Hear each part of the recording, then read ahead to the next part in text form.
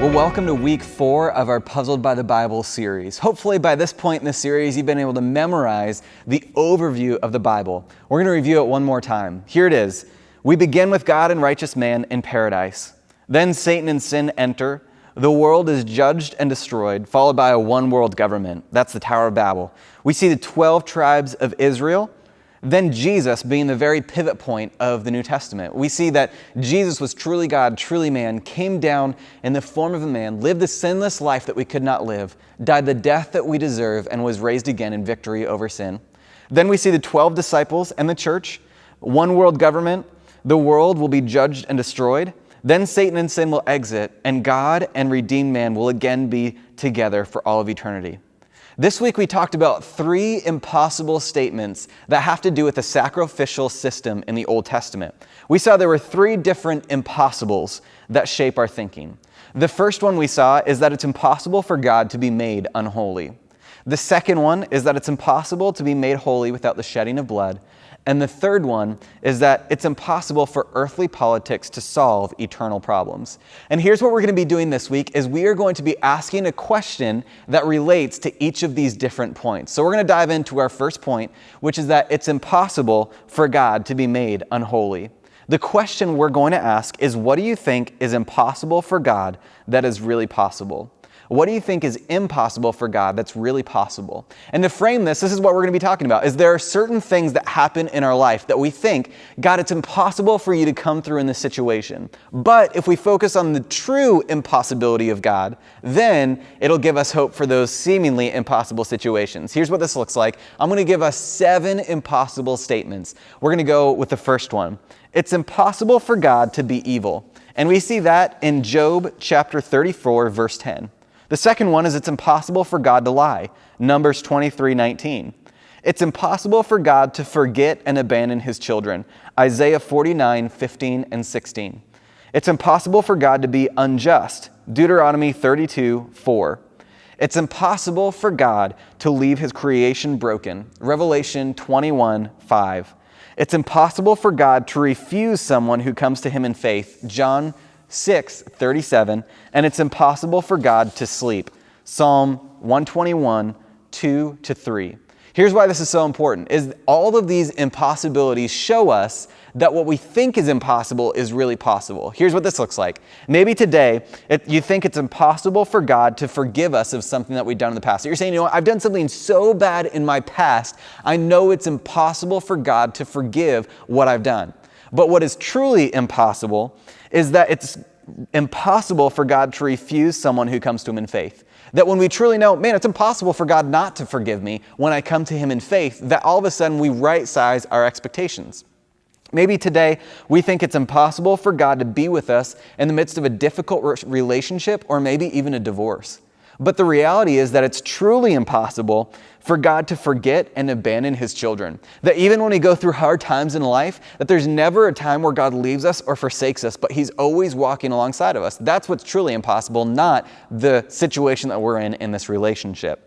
Maybe we think it's impossible for God to help us with our gossip or jealousy or self-centeredness. And we say, I don't even think that God could change me. I feel like I'm unchangeable. But in reality, we see that it's impossible for God to leave his creation broken. That's the thing that's truly impossible.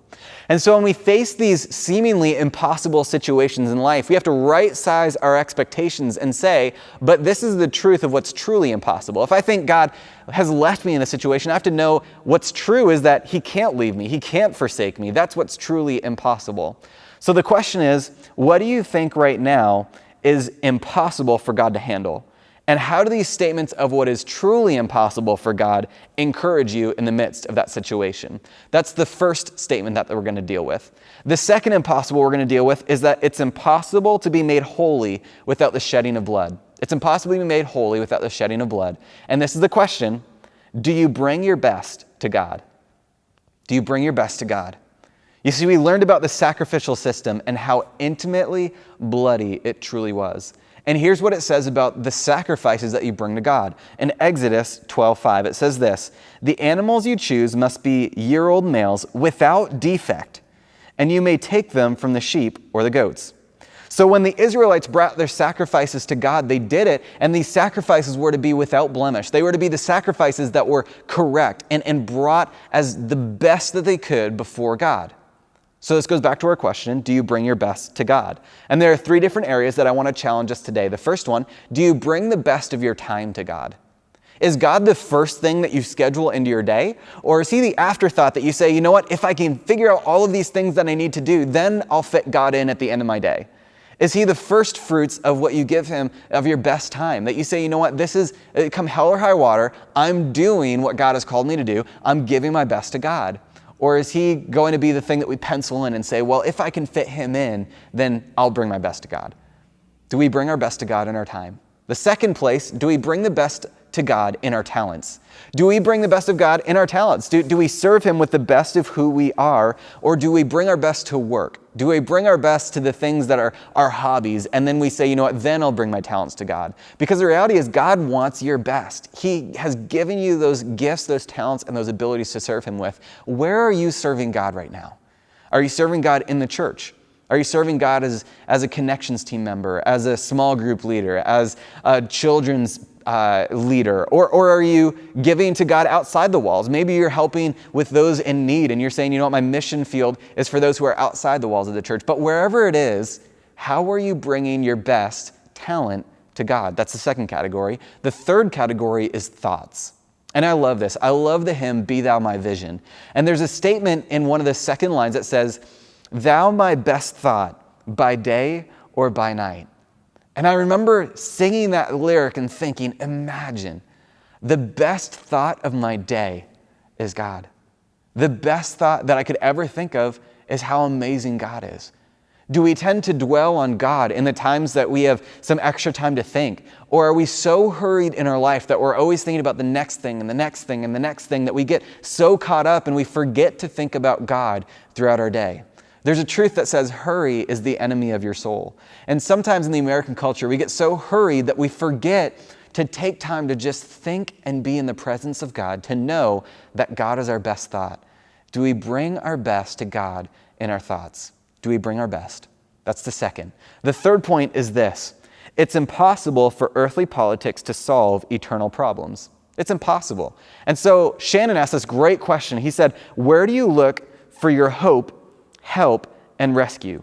Where do you look for your hope, your help, and your rescue? And here's the thing is sometimes we can look for that in other things. We can look for that in family, that we get so comfortable and we say my hope, my help, and my rescue comes from my family. Or maybe we find ourselves getting caught up in money, that we say it comes through money. Or maybe yourself, that you have self-reliance and you say if only I can figure out the situation, then I'll be in a good place. Where do you find your hope, your help, and your rescue? Or do you go to God in the midst of all of it? You see, because sometimes when we don't know where to go with our hope, our help, and our rescue, we end up going to other places to cope. We go to work to cope. We go to relationships or television. We go hunting or to social media. And before we know it, all of our time is consumed by us trying to cope with these things that are going on in our lives instead of going to God, who is our ultimate hope, help, and rescue. You notice that growth is a continual process in our life. That even if you grow 0.5% each week that you come to group, that at the end of a year, at the end of 5 years, imagine where you'll be in your life. The beginning statement that we always put in these videos is that successful people do consistently what others do occasionally. And I can say this, growing people do consistently what others do occasionally. So as we continue to go through these studies, apply this to your life and say, how can I grow? Even maybe just 0.5% this week. What would it look like for me to apply this to my life this week? And as you continue to be faithful in that, God will continue to be faithful in bringing change in your life. I hope you have a great time with your small group this week, and may you continue to walk in obedience to all that God calls you to.